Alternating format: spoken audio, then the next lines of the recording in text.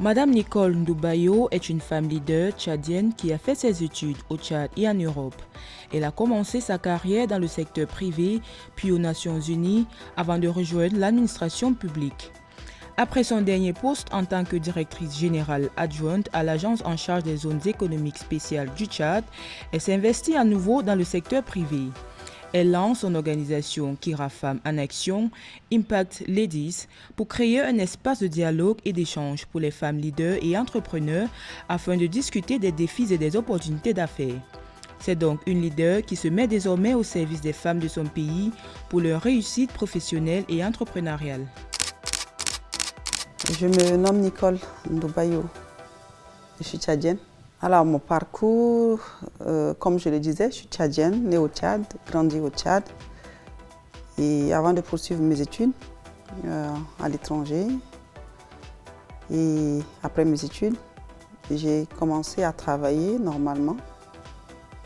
Je suis passée par, on va dire, un parcours jalonné de grande diversité. J'ai travaillé dans le domaine de la sécurité privée, j'ai travaillé dans le domaine de la librairie avant d'atterrir aux Nations Unies, où j'ai travaillé aussi pendant quelques années, 5 années exactement. Et après cela, j'ai décidé de quitter pour me mettre à mon propre compte. Et après une dizaine d'années d'exercice de métier libéral, j'ai intégré là maintenant, on va dire, le secteur public où j'ai travaillé pour les investissements privés d'abord et ensuite j'ai travaillé aussi pour les zones économiques, aventure qui s'est terminée il y a à peu près un mois. Et là, je suis revenue à ma vie d'entrepreneur je réembrasse avec beaucoup de joie et d'enthousiasme.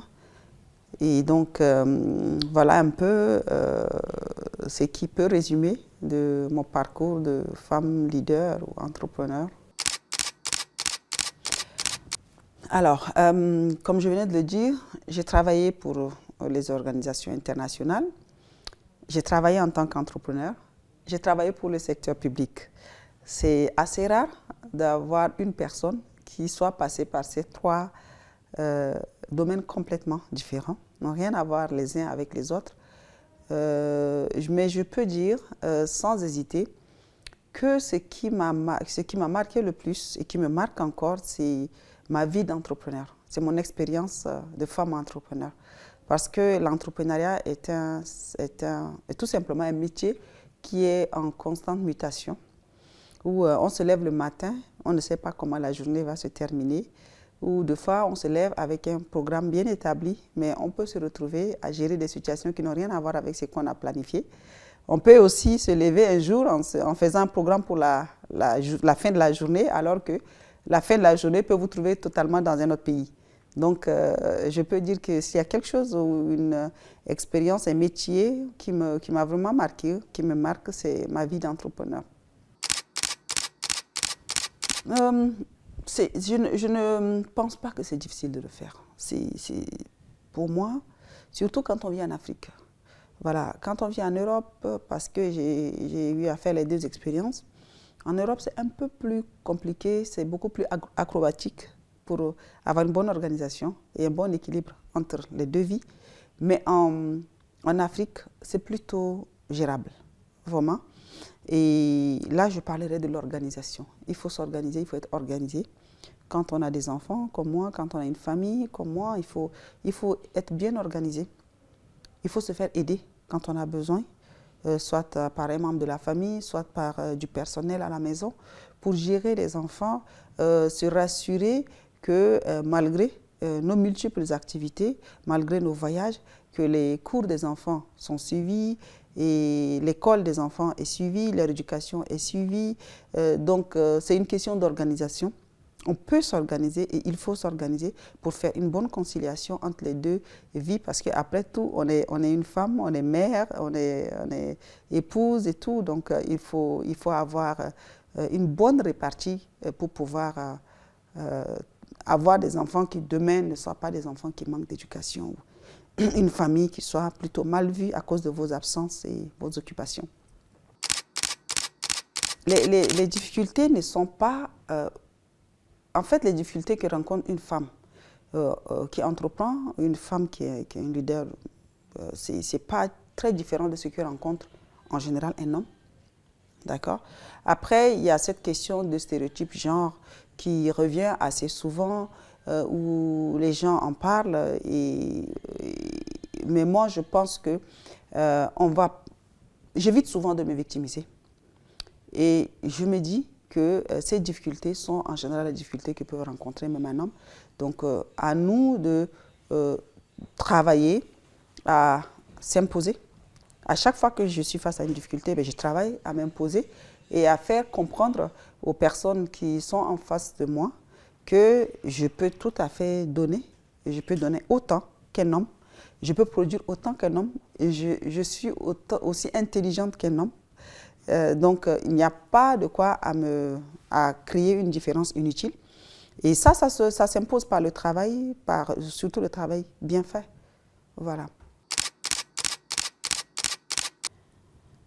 Bon, vous savez, une femme qui, quand elle est une jeune femme leader déjà, je ne sais pas si elle a vraiment besoin de conseils parce que pour s'ériger en leader, c'est qu'on a eu des capacités qui nous ont propulsés à ce niveau-là. Parce que le leadership ne se décrète pas, ça ne se désigne pas. On ne se lève pas un matin en disant « je suis leader ». Mais ce sont vos actes, vos positions, vos interventions, ce que vous avez réussi à bâtir. Ce que vous avez réussi aussi à bâtir, ce sont ces personnes en fait qui vous octroient l'appellation de leader. Maintenant, si une femme est déjà à ce niveau, une jeune femme est déjà appelée une leader, je pense que ce qu'elle doit faire, c'est toujours de faire attention à ce qu'elle est parce qu'elle inspire des gens, elle est arrivée à un niveau où d'autres sont en train de la regarder, d'autres sont en train de l'observer.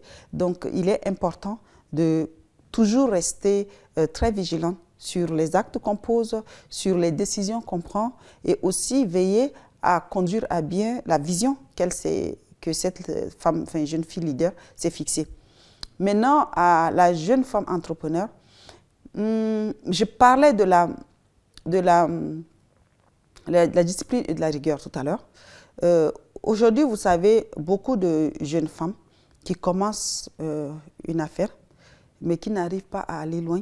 Ce n'est pas parce que, souvent, ce n'est pas parce qu'elles n'ont pas de clientèle, ou ce n'est pas parce que ce qu'elles vendent n'est pas demandé, mais souvent c'est parce qu'il leur manque l'organisation. Et quand on est rigoureux, quand on est discipliné, forcément, on est organisé.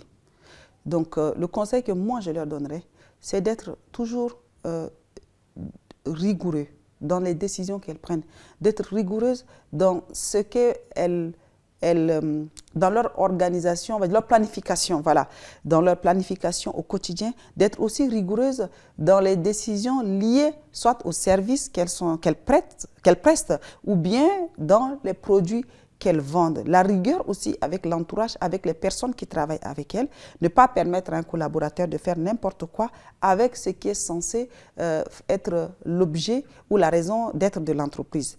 Et aussi la discipline pour ne pas confondre tout et n'importe quoi, ne pas prendre le chiffre d'affaires, aller le dépenser, l'utiliser n'importe comment, voilà. Donc, je le dis comme ça de manière ramassée, mais si les femmes sont davantage rigoureuses et organisées dans ce qu'elles font, je pense qu'elles peuvent aller loin parce que les Tchadiens ont beaucoup de potentialités et notre pays aussi renferme beaucoup de potentialités. Donc c'est à chacune de voir quand elle a envie de vraiment réussir dans le domaine entrepreneurial, qu'est-ce qu'elle peut essayer de mobiliser comme effort et ressources pour aller le plus loin possible. Voilà.